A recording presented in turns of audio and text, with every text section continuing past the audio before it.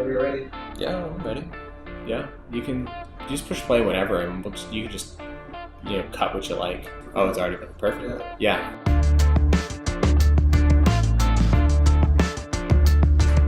All right. Well, back at it. Do you wanna introduce yourself? Swing around. Nah, I'm okay. You got it. You're in it Really? now. Oh yeah, now. Yeah. Come on, Danny. So we have a little. Is there actually a seat there? Oh no. Okay. No, I'm just needing. So we did a little change in videographer. We have Danny with us. Danny, tell us a little bit about yourself. Well, I'm a freelance videographer here in Vancouver, and I just started basically 7 months ago, straight out of school. And BCIT? BCIT, that's right. BCIT, respect. And basically film promo videos, music videos, and I'm just looking to get my name out there. Cool, man. Well, that makes the both of us. We're looking to help people as much as we can. Cool. Thank you. Yeah, I like you too. Thank you. So Danny is joining us. He'll be entertaining us, doing the videography, doing the editing, and bantering a little bit with me, hopefully. It's been a while since our last episode. This is episode 15 of the Steele Entrepreneur Show, and I've got a few topics planned. I wanted to do kind of like just an update because it's been, I think, 3 months since I fell off the wagon, and excuse me. And we're looking for some new talent, and we found Danny. So I'm really excited about that. What else? I've got a couple of new things. I've been trying to fill the void a little bit with some new material, and hopefully something that provides a little bit of value. We've got Book of the Week, which essentially every week we give away a book. So my goal, and this is kind of, to be honest, it's a bit selfish, is I wanted to commit to reading a book every single week. So I figured if I told everyone that that's what I was going to do and gave a book a week, the book I read each week away, then that would kind of keep me committed to that. So I'll read a book. Right now I'm reading a book called Sprint by a few guys from Google Ventures, I believe it is.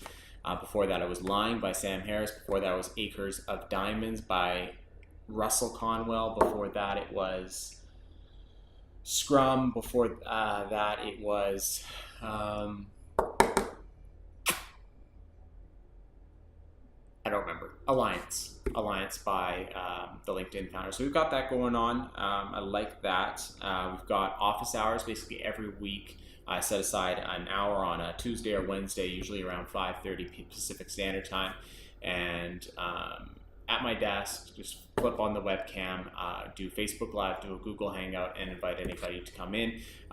Usually what I've done is the first little while is just picking out little quotes or phrases that I like from some of the books that I've been reading, and just elaborating on them and sharing my thoughts on that particular phrase or what have you. And sometimes some folks join us and we have a conversation, and well, I'm looking forward to seeing what comes of that. Still very much in its infancy. I think we've done it twice, so we'll do it the third or fourth time this week. What else do we got going on? Doing tips of the week. So I'm bugging my buddies. I'm bugging my team members, and I'm asking them. Some of them are developers, some of them are SEOs, some of them are entrepreneurs, just general marketers, etc., etc. I'm just asking them for their best tips, throwing it on a graphic, and then again, sort of uploading that to Facebook or to whatever. Yeah, I think that's kind of it. I've just essentially been trying to fill that void and try and continue to get some content out there in the meantime. But now that we've got Danny, we can get on with it, and I'll keep those things going until I run out of time, or I'll just have to make more time or figure something out. So I've got 3 topics today. Basically, I've started, and one of the other things I started doing is I started getting a little bit more regular with my personal newsletter. So if you go to adamgsteele.com, yeah, that's what it is. There is a newsletter sign up. It's a little personal email. It's just sort of, whatever's on my mind that particular week. And it's a quick read, shouldn't be more than 2, 3, maybe 4 minutes maximum, depending on how fast or slow you are at reading. And so I was going through those, and I found a few topics that I liked, that stood out, that got a little bit of a response from folks, got some questions from folks or what have you. The first of which, and this actually came from, I just found out that Danny has no idea what the Tim Ferriss show is, which is frightening and kind of amazing at the same time for him, because he's going to check it out for the first time. Shay Carl was on the Tim Ferriss show, and I think it was just one of Tim's question and answer type thing. So I don't think it was a back and forth interview type thing with Tim, but it was just I think he just read off a bunch of questions from and answered a bunch of questions from Tim's audience, and one of them was with regards to relationships, and I always try to strike parallels between relationships, or there's been a lot of them from Jocko Willink with the military, and he likes to strike comparisons or parallels between his time in the military or with his company and leadership and management and things like that. Well, I sort of like to do the same. And so what I found with Shay Carl's, I think he said he said something like, this is the best piece of relationship advice I've ever received. It was, love is a verb.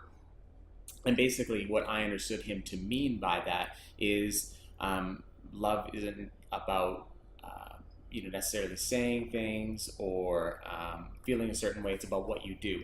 And I think he says love is about serving your partner. And I heard something else from someone else say, you love someone through how motivated you are to meet their needs or to help them get what they need, whatever that might be. And so it's through action, it's through serving them, it's through one perfect example from my life is I'm a Nazi when it comes to dishes, a total OCD case when it comes to doing dishes, and I can't work until they're done by a certain period of time. Like, it just screws with my head. And so that's sort of one of the things that my girlfriend, my partner, has helped me with. And she is motivated to help me with my needs so that I can focus by, helping me do those or indulging me or what have you, right? And so I draw a comparison between that and my team, what I do for them, showing them that I care through what I do for them rather.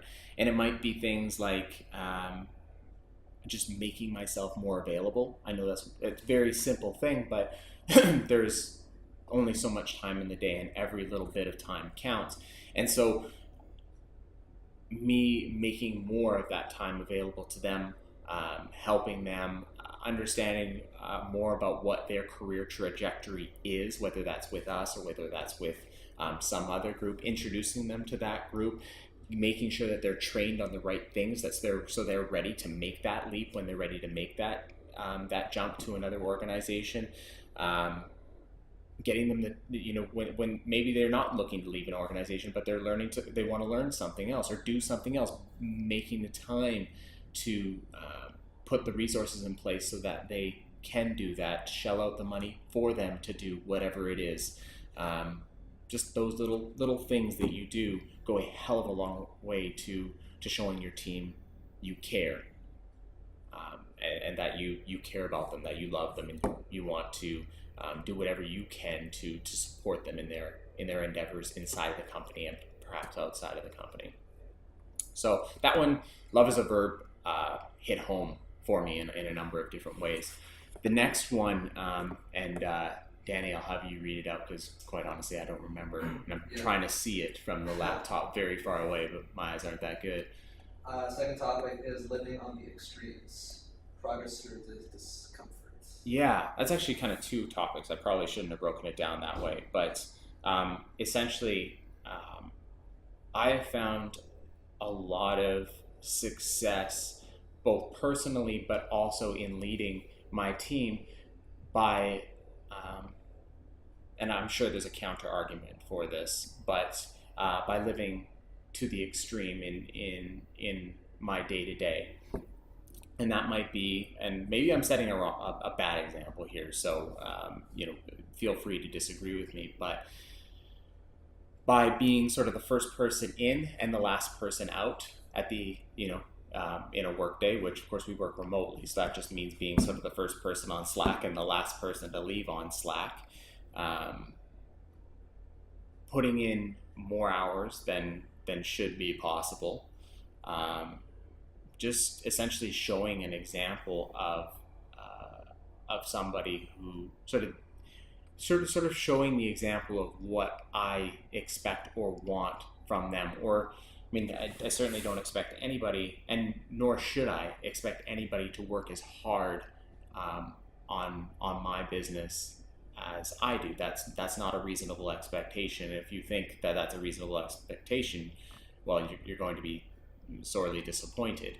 But by showing them that example, I have found time and time again that one, it helps me. It sort of by creating discomfort in my life or chaos in my life, it helps me achieve more. And I don't know that I can necessarily explain that, but I do. I have found that things like getting up earlier, being consistent at getting up earlier. I guess you could go, maybe you could use the phrase discipline is equals freedom. Jocko Willink's, I don't know that that's necessarily his quote or whose it is, but it absolutely does. You find freedom through discipline, and you find more, you get more through discipline. I found that I attract more of the same people. So if you look at the composition of my team, I don't think you will find too many people who don't operate in a very similar way. So no, they may not work 16, 17, 18-hour days, but they're definitely working a lot more than sort of your average person. They're working a lot harder than what I typically see. So that sort of hard work ethic attracts other hard workers, which is great for me, great for the rest of the team, because we all rub off on each other.